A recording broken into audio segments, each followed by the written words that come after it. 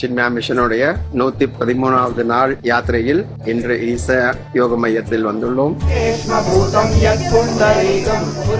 ரொம்ப அருமையா நம்ம ஈஷா யோகா சென்டர்ல குருதேவர் அழகா ரிசீவ் பண்ணி அவருக்கு வேண்டிய மரியாதை எல்லாம் பண்ணி அழகா எல்லா அம்சங்கள் ஈஷால இருக்கிறது ஒன்னொன்னும் பார்க்கும் பொழுது எப்படி தெய்வீகத்தை அப்படி பாதுகாக்கிறாங்க அப்படின்றது ரொம்ப நல்லா தெரியறது.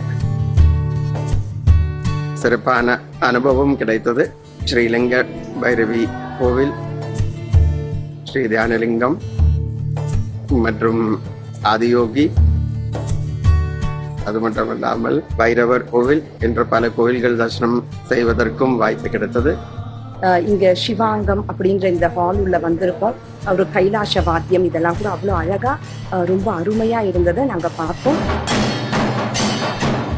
நவீன யுகத்திலே ஒரு புரட்சி செய்யக்கூடிய அந்த மகானுடைய இடத்திற்கு பகவத்கீதை உலகம் முழுக்க கொண்டு சேர்த்த சுவாமி சின்மயானந்தருடைய ரதமானது இருந்திருப்பது மிக பொருத்தமாக இருக்கிறது.